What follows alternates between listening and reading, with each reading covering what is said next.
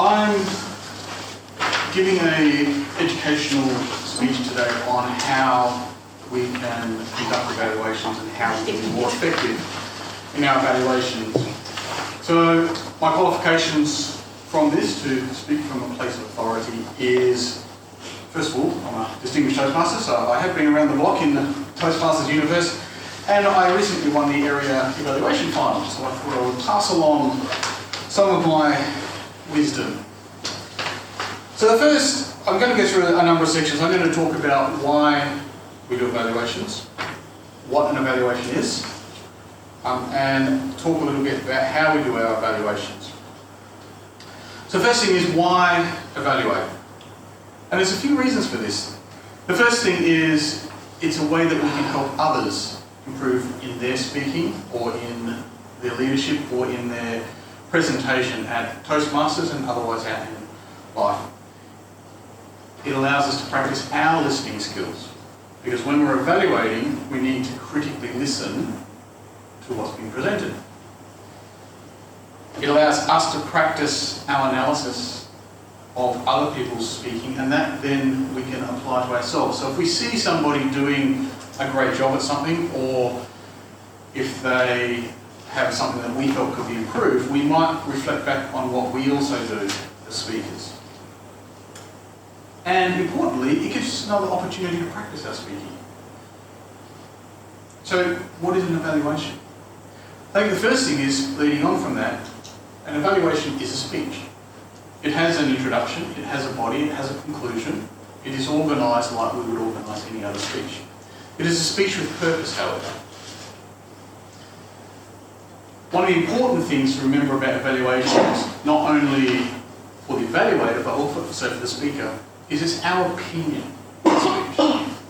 Giving an evaluation doesn't mean that we're an expert. In fact, a new speaker or a new member of Toastmasters can give very effective and meaningful evaluations to even the most seasoned of us.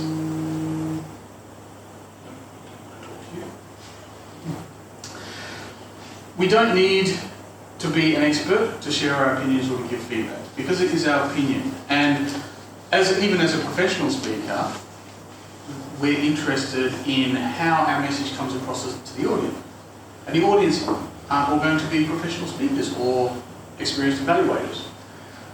So even somebody that's new, we're interested in how our speech and how our delivery comes across to everybody in the room.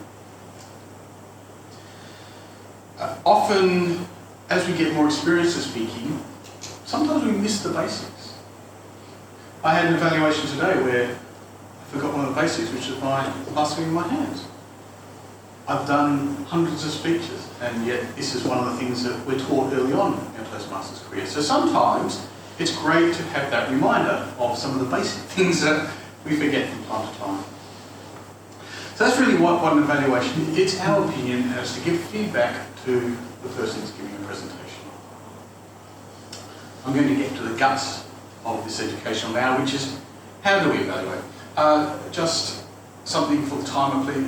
If I can have a green at 8, a red at 10, amber at 10, red at 12. So, how do we evaluate? So the first thing is, we want to look at the general focus of the speech. This is what I've called it. If the speech is from Pathways, which is the education program that Toastmasters has, then we usually have some points to focus on. But even without these, we can still do an effective evaluation, because some speeches don't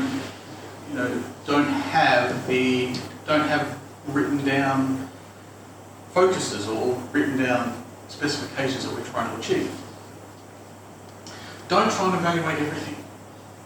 Okay, a speech has got so many aspects to it, and I'll go into some of those later, but don't try and evaluate everything. Pick the few things that did well, that were most important to you, and a couple of recommendations that you can feel give value to the speaker.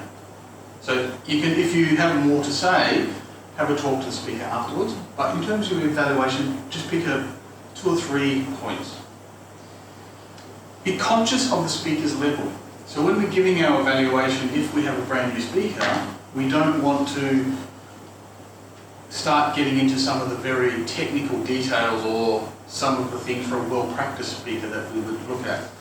The same way, if we are an experienced speaker, the feedback that we want might be very particular and it can be a little bit more pointed. So we need to be conscious of where the speaker is, how nervous are they about speaking, where they fit in the organisation. Are they, is this their icebreaker speech? We don't want to give them a savage review on their icebreaker speech. We want to keep it positive. We want to aim our evaluation at their level. Ask the speaker what they're working on. Before the presentation, so Tracy is doing an evaluation on my educational today. Before I got up to speak today, she asked me, is there anything that I can account for? And that's really a good thing to do, because then we can focus on the elements that speaker is looking at to try and improve. And the important thing is, don't recite the speech. The speaker has just got up and given us their presentation. They've given us the subject matter. We don't need to hear that again from the evaluator. It's okay to refer to some of the things or to give a very general one-liner as an introduction. For example, Julie gave a speech today about her leadership styles. That's about all that we need to hear because we've already heard the presentation. Okay, I'm going to go on to the evaluation structure, and this is where these little handouts are going to be valuable for you because I'm going to run through a few of these. We're going to start on the side that's got pretty blue boxes on it. So an evaluation structure that I tend to use is called the CRC method, which is commend, recommend, commend. It's been a staple of Toastmasters for a long time about effective ways to provide motivational and positive evaluations to members. Sometimes they call it the commendation sandwich. It's got all sorts of names. But what we're aiming to do here is start off on a positive. Find an element that the speaker did well and comment about that. After we've done some commendation, we want to focus on some recommendations, our opinions of what the speaker could try differently or that we feel that they could improve on. And then finally, we want to end on a positive note, so we end again with some commendations that we can find. So an example of a commendation, and this is not on Julie's speech today, this is one that I prepared earlier. An example would be, I felt Julie excelled at her vocal variety today. Her rate increased in line with her excitement, and using vocal variety helps keep our speaking dynamic. And if you look at your blue boxes there, we've got a commendation, and the three things that we've included in there are what did I observe? So in this case, I observed Julie's speaking, her vocal variety. How did the speaker do it? And I described that she did it by increasing her rate of speech during excited sections. And why is it important? Because it helps keep that speech dynamic.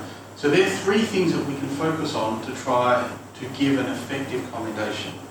Recommendations are fairly well the same, but we do it in a slightly different order. What could the speaker have done?